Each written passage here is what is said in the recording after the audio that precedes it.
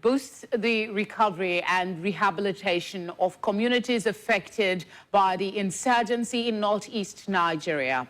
Vice President Kashim Shettima flagged off the distribution of agricultural inputs to victims of the crisis. This was after the foundation laying for the headquarters of the Northeast Development Commission and road constructions across rice-producing communities in Borno.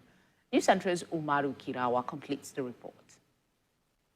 The pain of the age-old insurgency runs deep in the lives of the people in northeast of Nigeria. The quest to rehabilitate, give a sense of belonging to the people, and reconstruct the region led to the establishment of the NEDC by the Nigerian government in 2017. This laying of new infrastructure for its head office doesn't only bring it closer to the people, but invites them to be face-close stakeholders in the implementation of programs aimed at economic revitalization. Today's foundation laying ceremony is a step towards fulfilling His Excellency President Bola Ahmed Tinubu's priority and promise to prioritize initiatives that safeguard the interests of the Northeast. Every part of this country looks to us to transform our story of anguish into one of revival and triumph. The Vice President emphasized the government's commitment to addressing the humanitarian and economic challenges faced by the people. This is the outlook of the permanent headquarters of the NEDC, where the Vice President laid its foundation. We need to work hard enough to recover lost grounds and move in double loss to catch up with the rest of the country and indeed the developed world. It will be a matter of strategic imperative for the Commission to work with the state governments to unlock the energy potentials of the region. The Commission has acquired and is set to distribute associated and diverse units of agricultural machines, implements, inputs, and other processing equipment to eligible farmers across all the 18 senatorial districts in the region.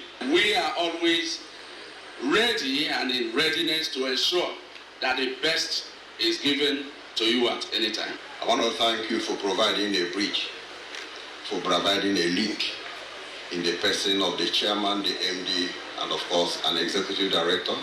To boost economic growth and hasten recovery, groundbreaking for the second phase of the Jere-Bow Road network was also done by the Vice President to empower local farming communities. These initiatives are expected to go a long way in providing the much-needed support to the victims of the insurgency, helping them to regain their economic footing and contribute to the overall development of the Northeast.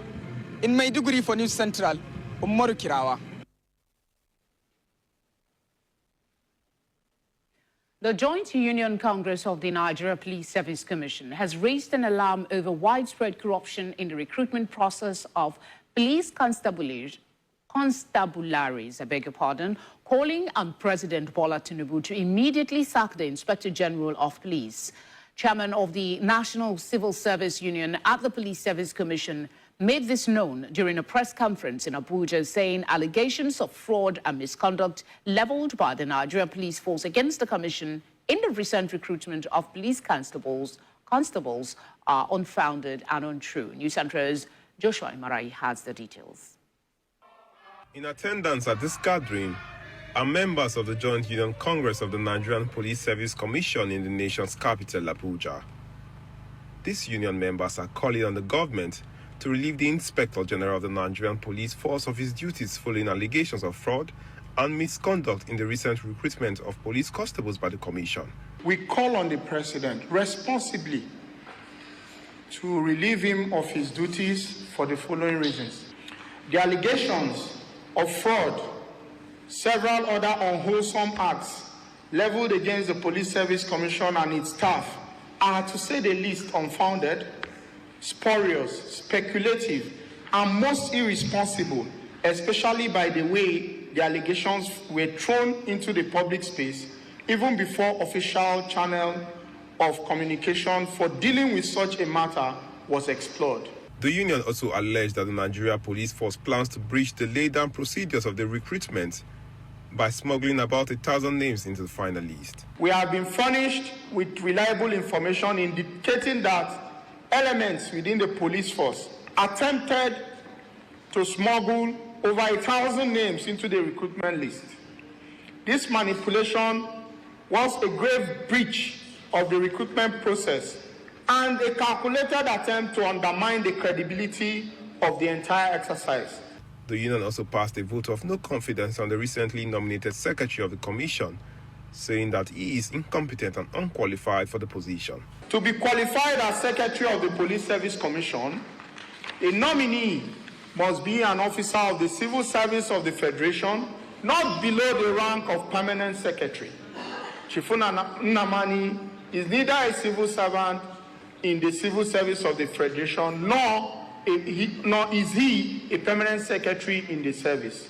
We hereby pass a vote of no confidence on the person of Chief Onyemuche Nnamani, as he is unqualified to serve as secretary of the commission. The Joint Union Congress of the Police Service Commission is alleging that the removal of Solomon Arase as the commission's chair is as a result of the president being misled by the Nigerian police force. They claim that the appointment of the three-member board of the PSC is a direct response to the Nigerian police force objection to the 2024 constabulary recruitment list as approved by the Police Service Commission. In Abuja for News Central, I am Joshua Imarayi. Still ahead, Mali's Prime Minister endorses document criticizing country's military rulers. Details after the break.